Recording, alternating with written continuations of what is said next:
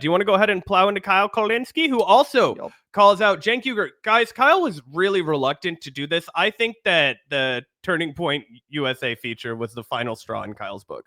Oh, it was 100%. All right, guys. So, Cenk Uygur, he's just so everyone is aware, in case you're not, this is the very first time Kyle has actually broken his silence on secular talk. We reacted to Kyle on the Humanist Report when asked by Mike Figueredo about this, and he, gave his response. But this is the first time on his own channel that he's decided to discuss the situation. He released this 1 and 6 minute long video. Obviously, we're not going to react to the entirety of it, but I think the screenshot right here says it all. He's been doing the right-wing podcast circuit since the election.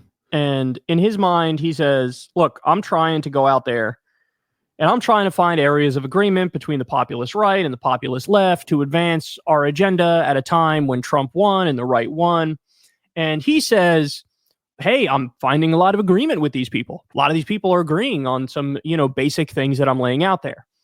Now, I have a lot of problems with that. For one thing, I don't think the Tim Pools of the world and the Patrick Bet-Davids of the world, I don't think you could take them at their word. They aren't remotely populist.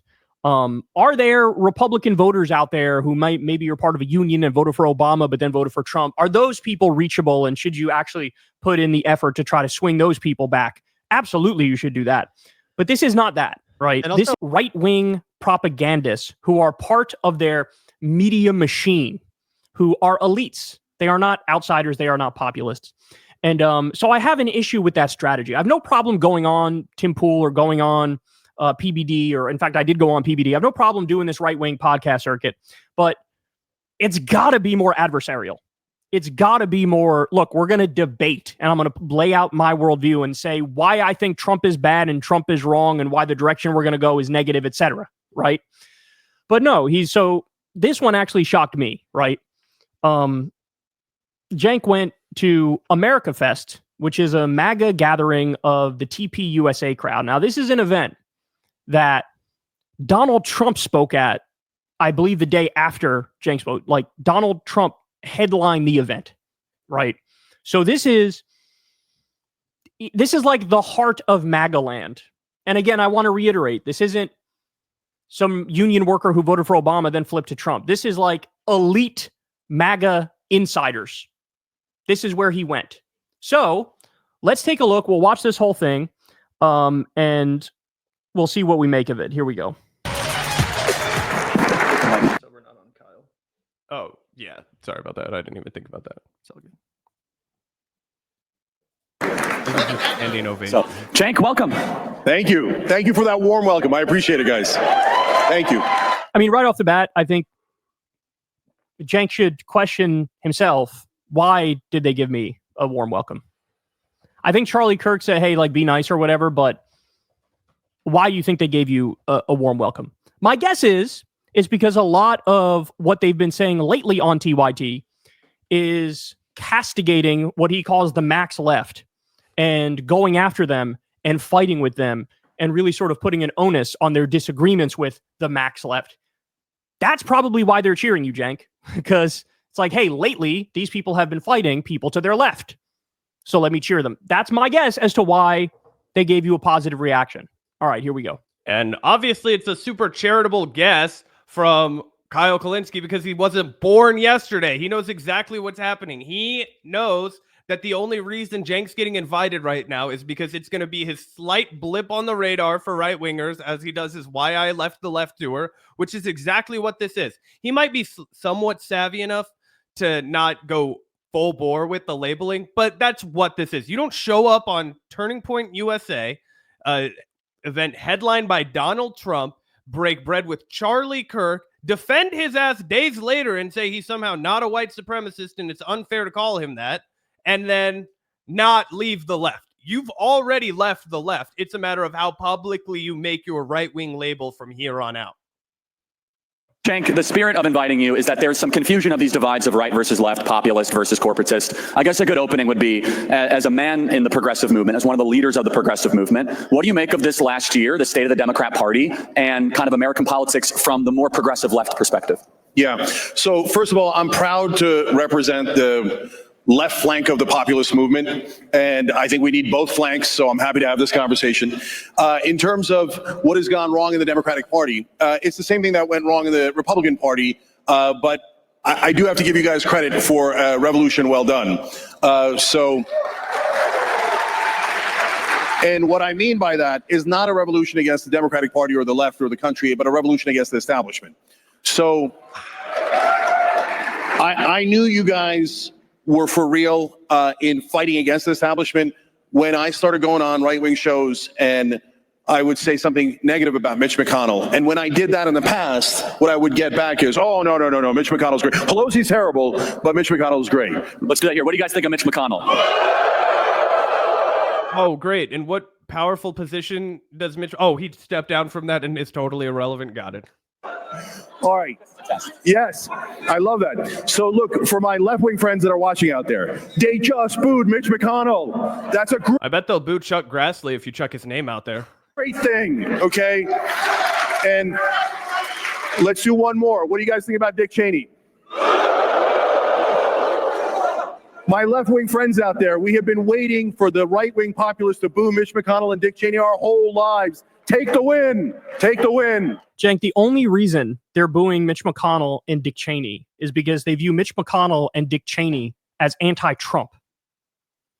They're not booing Mitch McConnell and Dick Cheney because Mitch McConnell and Dick Cheney are for wars and they're for tax cuts for the rich and they're for corruption and these people are against that. That's not the case. Because Trump is for wars and for tax cuts for the rich and does the corruption and they love Trump.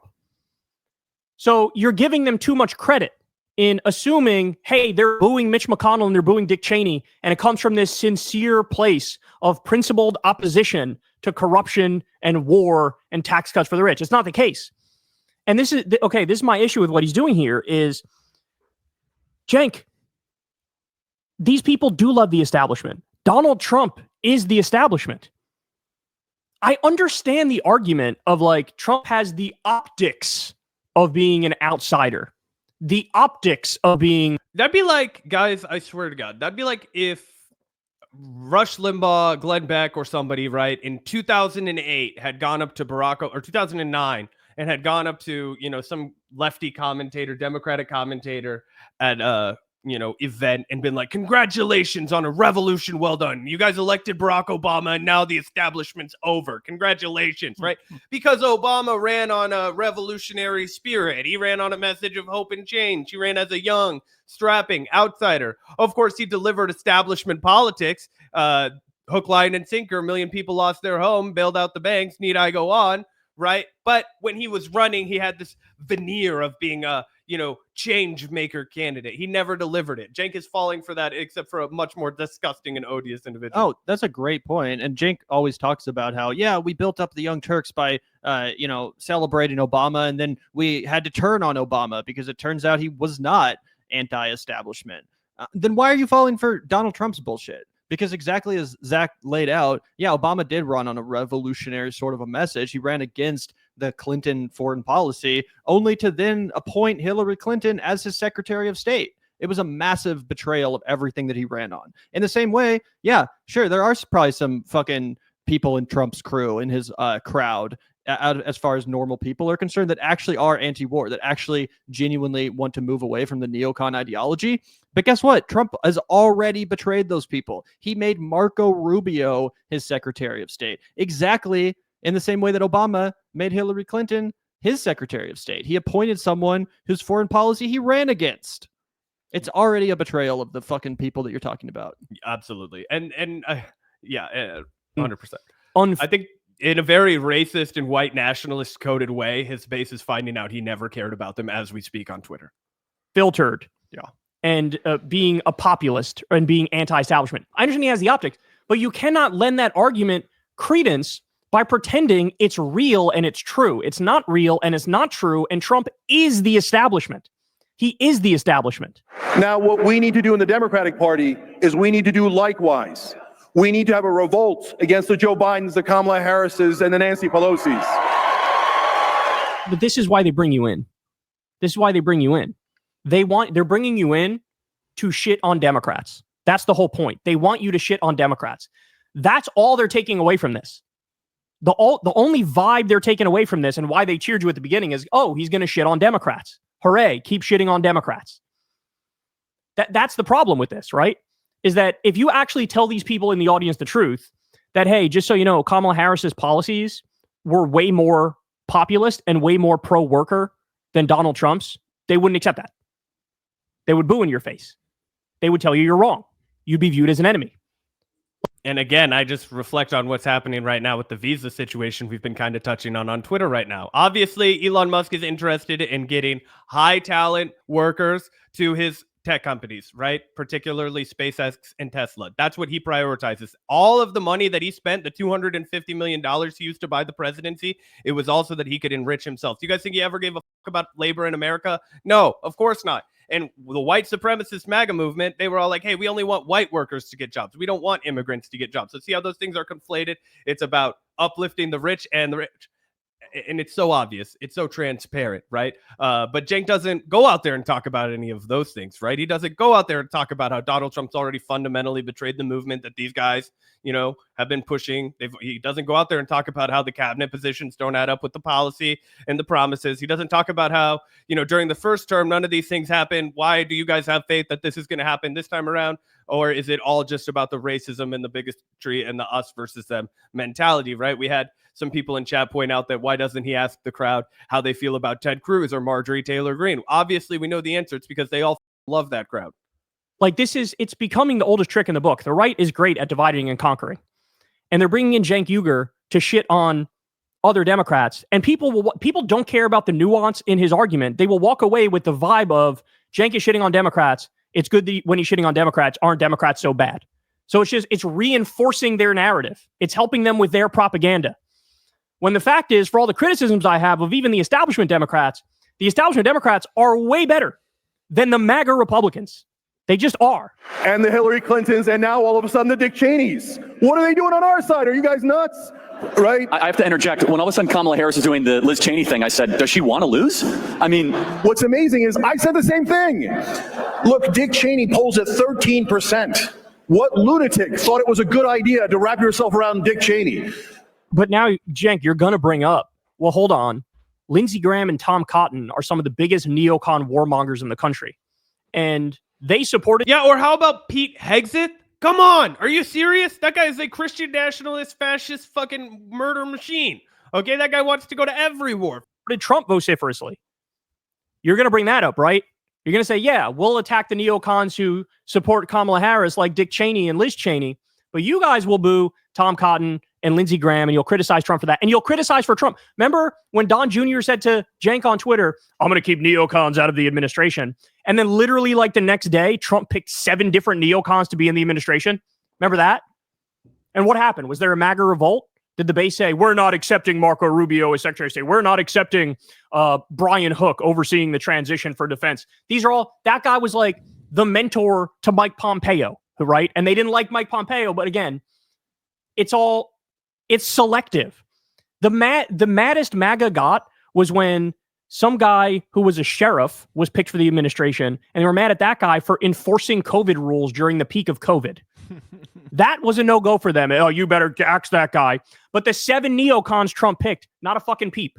Not a peep from MAGA land. It is, I think, Mehdi Hasan pointed out, the only time that, and as Kyle also kind of alluded to there, the only time the base was successful in bullying Trump out of a position was actually one of the few decent positions Trump had, which was to do a vaccine, which was to administer a vaccine for the sake of public health during the coronavirus. His only accomplishment, which he then had to run away from, and which his base had to pretend he wasn't even responsible for. They all acted like it was the Democrats' fault for the vaccine when that was Trump.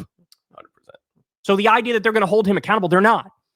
And when you get there, when you go there and you're shitting on, oh yeah, look at the neocons that endorse Kamala Harris, it's like, okay, but if the next sentence isn't, and by the way, Tom Cotton loves Donald Trump and Lindsey Graham loves Donald Trump and all these other neocons love Donald Trump and are now in the administration with Donald Trump, then you're giving them a misleading picture that, well, the Democrats have a neocon problem, but the Republicans don't.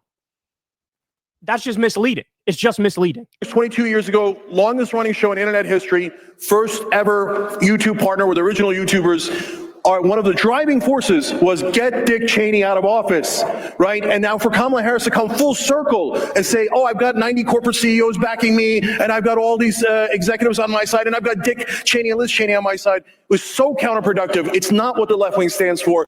Wait till he gets a load of this. A guy calls Donald Trump a Nazi, a fascist, runs a ill-fated presidential campaign against the guy, right? And then fucking bends over and grabs his ankles live on national television on the stage that man is going to take tomorrow in the headlining event. Oh, wait, that's you, Cenk Uygur, so you're not exactly in the position to hypocrisy burn.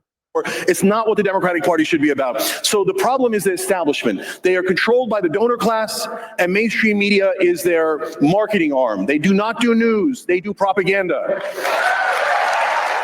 Again, you say the problem is the establishment. What they're hearing is that doesn't include Trump. Trump's part of the solution. That's what they're hearing. It's all. Yeah, it's completely cooked. Gavin, do you want to move on to our next segment, or is there any more that you wanted to get into from this Kyle Kulinski clip? We're about 10 minutes in. Honestly, it's kind of up to you, bro. We can watch as much as you want. There's also a pretty epic Hasan takedown based on the same video that we can react to at any point. Yeah, let's go ahead and jump into Hasan, and let's hear from Cenk's own flesh and blood, everyone. That bad faith actors, fine, right? But not old Haas. Not the man who, got his start all thanks to Cenk. That's what I heard. Hasan would be nothing if it wasn't for Cenk Uygur, his old uncle, who, paid him handsomely, never appropriated any of his ideas for his own financial gain. And so surely we would get, a nice, fair, reasoned takedown from Hasan Piker over here. Yep, super excited to check this out. And also, just so everyone knows, we will be reacting to the Francesca Cenk debate tomorrow. Zach and I we want to give it the proper attention that it deserves. It's going on right now. Obviously, some people are watching that at the moment. Totally okay. But we want to react to it in its entirety tomorrow after the dust is settled. So just so you guys know, Absolutely. We'll be getting to that later. But let's take a look. Leave that stone unturned. No. It hurts my feelings to see my uncle behave like this. What a great way to put it. It hurts my feelings. This is why I always tell people, you can't hug and kiss conservatives and lean into their insanity. Okay, you can't do that. If your goal is to actively decouple them from the whims of reactionary sentiment, you can't do that by compromising with them and telling them you know what, honestly, you're right on this. Okay, you can't tolerate their intolerance because their intolerance is inherently illogical. Their intolerance is not coming from a place of genuine concern, but pure anger. And oftentimes, it is a very apt mechanism of distraction and deflection away from the real vectors of harm in contemporary society. It's stupid. This doesn't mean that you should, actively treat every anyone and everyone as though they're Charlie Kirk. You know what I mean? Like a professional villain. But it certainly means that stay true to your convictions and try to find areas where you do agree that do not pertain to shitting on trans people or shitting on black people, or you can stay civil, especially when you're having a conversation with, normal conservatives who are victims of propaganda themselves. And that's something that I know from my own personal experience. It's something that you've shared with me. It's something that Salisa messaged me about. My partner's in LA for Christmas this year, which was a bit of a bummer, but she was talking about how she had a really good conversation with her very, very, very pro-Trump, very Filipino family member about how tax dollars shouldn't go to funding stadiums, right? Obviously, they built that ginormous Rams stadium in Inglewood, California, spent a lot of tax dollars on that. She was talking about how she voted against the, Kauffman Stadium being built downtown in Kansas City, basically destroying the arts district, right? There are definitely places where you can find common ground. Do you think it would be helpful if Salisa went and screamed at her uncle that he was a white supremacist? No, he's a second generation Filipino immigrant, okay? But it also is good at illustrating how the efficacy of right-wing propaganda impacts people who aren't white, right? And you've mentioned how you've had good conversations with your MAGA family members. Obviously, I have common ground with my family that's voted right-wing. But that's a different level of analysis and scrutiny that you provide to somebody like Charlie Kirk who makes their living that way. Understanding that they arrived at these positions due to so much social conditioning, okay? Yo, you just said not to compromise. You need to be more careful with your words. Yes. Never compromise on your values. The do you mean? Never compromise on your values and never capitulate the right-wing framing. Absolutely. But that doesn't mean that you should also be antagonistic or aggressive to some random conservative person that you met. Okay? I try to play this delicate line fairly well to the best of my ability. You can find similarities, you can find shared interests, you can find areas of civility, you can find areas where you're in agreement. That is how you're supposed to do that. That is actually a very successful way, in my opinion, of actively de-radicalizing people. But the similarities that you find should not be centered around how you also personally think, yeah, some of these trans people are weird and gross. Like creating a permission structure to shit on trans people is stupid. Because all of a sudden, now you're just continuously normalizing their attitude. You're giving them additional security in their bigotry rather than try to decouple them away from this bigoted way of understanding the world. Now, of course, Charlie Kirk himself is not, a random conservative guy. He is actively working to create more random conservative guys and doing it fairly successfully. He is a part of a major machine, and his wealth and his prominence in this world relies on him successfully doing so, relies on him actively turning people more conservative. So you got to know what to convince the American people of and what to hold your ground on. And the number one thing to hold your ground on is constitutional rights. So I'm going to do some... Like the Second Amendment. Bro, I'm sorry. That was the first time that particular poll quote had stood out to me. Guys, he's just spoon-feeding Republican talking points back to them. I hate the old guard. Donald Trump's the new guard. Yeah! We need to go back to when we all loved the Constitution. Do you not remember, guys? I think Gavin surely remembers. We reacted to it together. But chat, we watched Anna Kasparian go on Glenn Beck's show. And like the first thing he asked her was, do you still love and worship the Bill of Rights? That used to be something that we could all love and worship together, was the Bill of Rights. And it's just crazy to just go in there and indulge all their fucking talking points explicitly, like hook, line, and sinker, and not just nod back to them, but actually tee them up for Charlie to be like, yeah, we love the Constitution. Yeah, here, go back, Yeah, for whatever reason that you gotta click the screen, hit pause and unpause real quick. And then you can do it. Yeah. Okay. There you go. Because this is a great moment. Constitutional rights. So I'm going to do some... Like the Second Amendment. What? You said not to compromise with conservatives is about finding middle ground? No, dude. You completely misunderstand my point. Okay? You completely misunderstand my point. What do you mean finding a middle ground? Conservatives say mass deport every single immigrant living on U.S. soil. You say don't mass deport any immigrant living on U.S. soil. Is the middle ground that we just deport 10 million migrants then?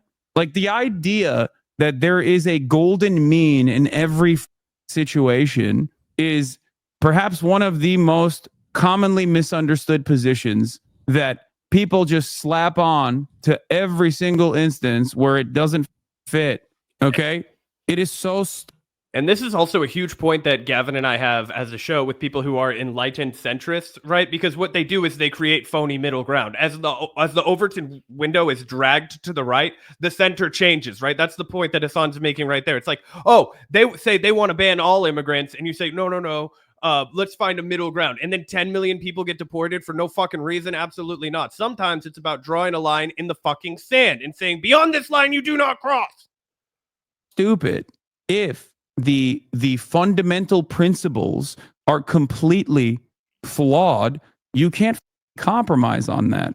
Okay? No, it's about trying to understand why they think that way. Usually they have misinformation. It's about educating them by finding where they're at. What do you mean? Okay, you can't say it's about finding middle ground. Ironic, because you just started this process by saying you need to be more careful with your words. And then you literally went into a position that is entirely different than this. Maybe you should be more careful with your words, chatter.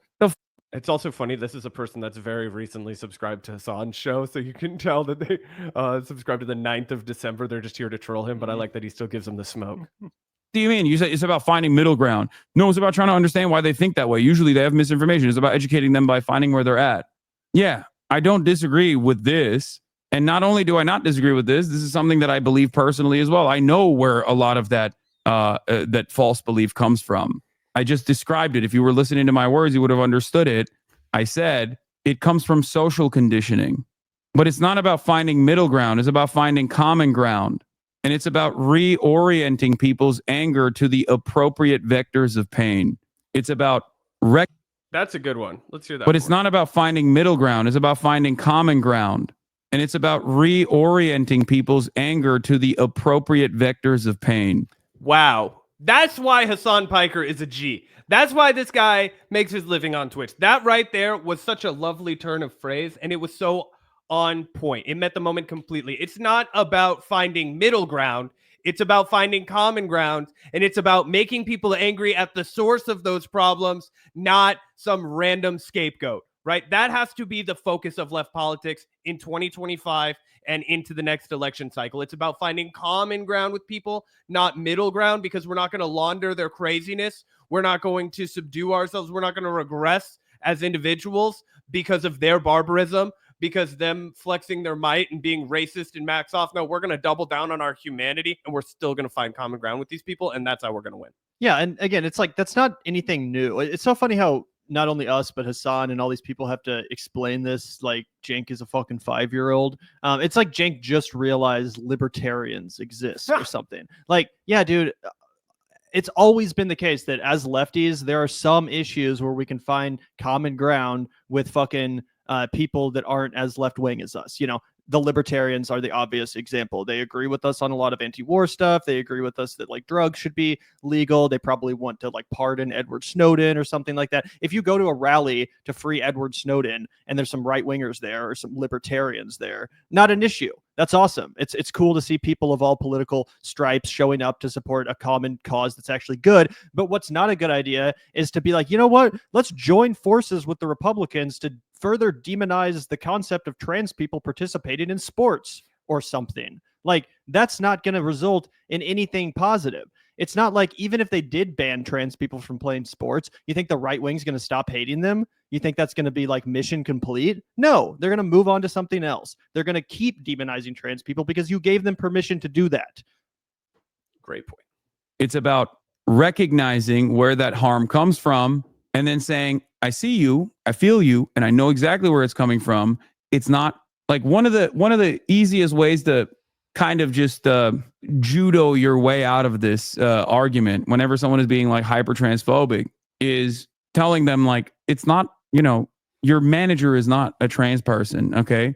BlackRock buying out the remainder of the available housing inventory is not conducted at the behest of big trans. It's not a trans person. It's not an undocumented migrant that's like your landlord that is causing you pain in your life. It's not an undocumented migrant that's your manager, okay? And even if they were, they're not doing that because they're an undocumented migrant or trans. They're doing that because that's the position that they have arrived at in society. Society has normalized this kind of infliction of pain. Yeah. People be like, I'm so mad that eggs are $8. And it's like, yeah, it's because of trans people. You know, it's the corporate structure. It's the fact that American Congress is bought and sold by corporations.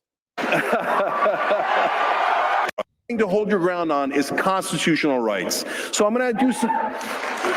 Like the Second Amendment. I mean, here, hit him back with the Second Amendment is a false interpretation. The modern understanding of the Second Amendment is completely at odds. 100% it is. That is so true. Oh, sorry, yeah. I didn't mean to cut you off. No, I was just going to say that this is the kind of smoke that Cenk used to be capable of delivering back to the right wing. Okay, it didn't take Hasan Abi to sit in his room and criticize his uncle for him to come out and spit a good point. He used to just be able to deliver that. That's what anybody who debates from the left knows how to do. You want to talk about wiffle ball? Start trying to debate me about gun laws in this country, bro. I've got decades of files and numbers to pull. Like, no...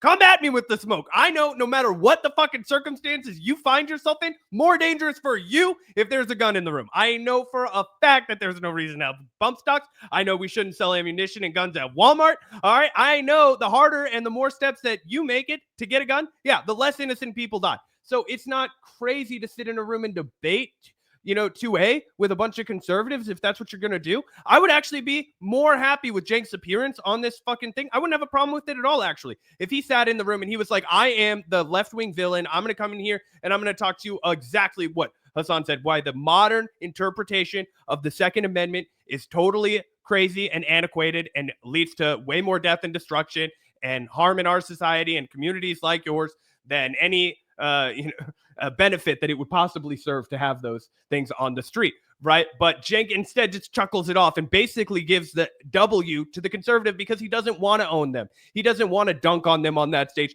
He wants to jerk them off and agree with them because, again, he's trying to please the donor class that's tuning in. They know they know he has 6 million subs and they know he'll reaffirm their value system. And so for them, that's probably worth a couple $1 million. With the way that it was historically interpreted. Go ahead. Don't let him get away with that. Come on. Shaky Gurga.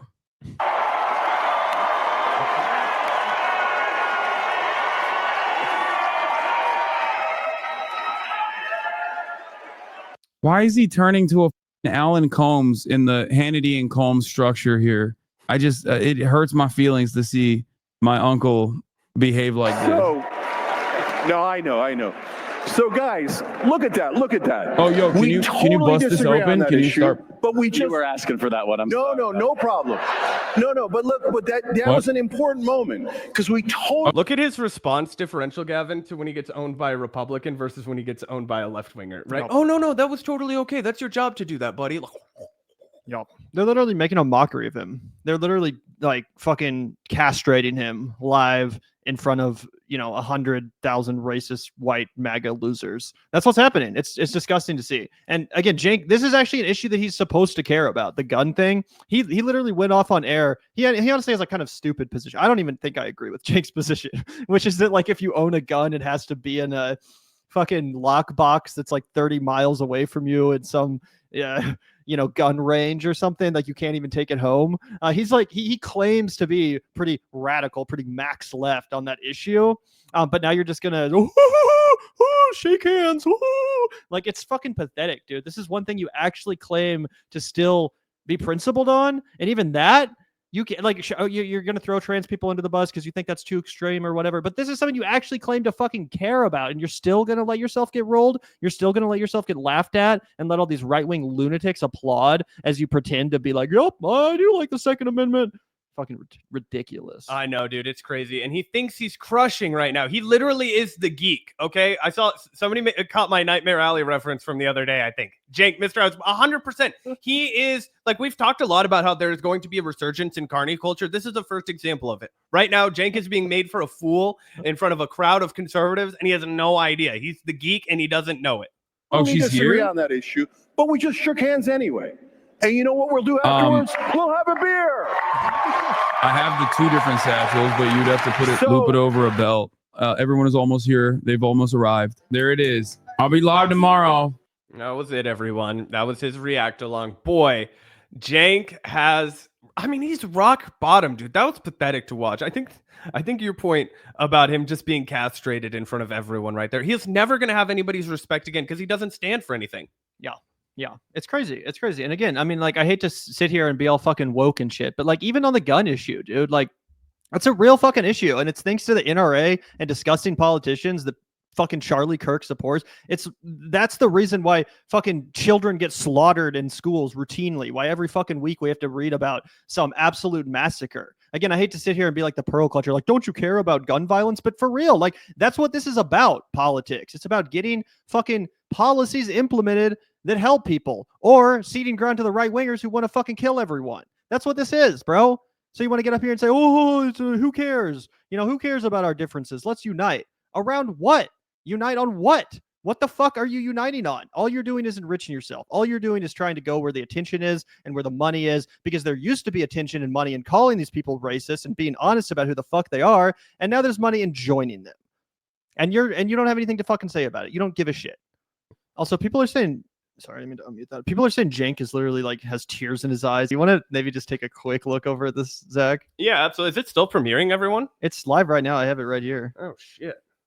How long have they been going for? TYT love TYT and try to stay there forever and ever and ever. Sometimes they'll go to a different company and go, whoa, holy shit, that's bad, and come back to TYT. So please be fair and honest with your audience, because working at TYT has been amazing for those people. And all we're getting is smeared by a couple of people who literally say, we want to tear down the network. We got 75 people here that we have to provide for.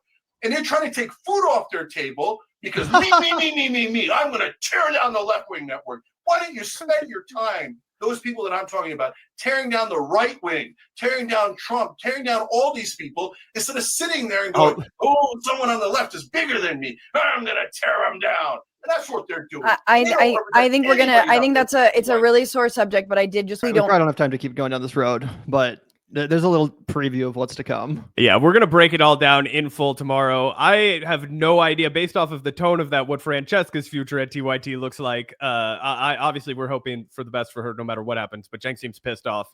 Yeah, and again, imagine there's backlash to your channel and you blame everyone who's pissed off instead of yourself. You know what I'm saying? Like, yeah, if TYT fails, that's your fucking fault, Cenk. It's not Sam Cedar's fault. It's not Emma Vigland's fault. It's not my fucking fault if your shitty company fails, you idiot. Take some goddamn personal responsibility. You want to join the right wing? Well, you know what the right wing loves?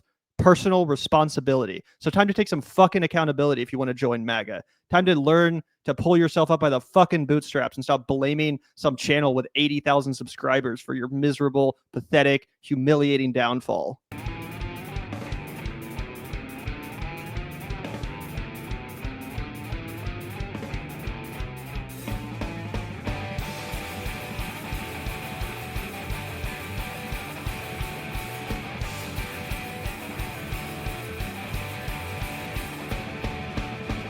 Look out the door if you hear an ambulance. The Vanguard will be there, sir. The Vanguard will be there, sir.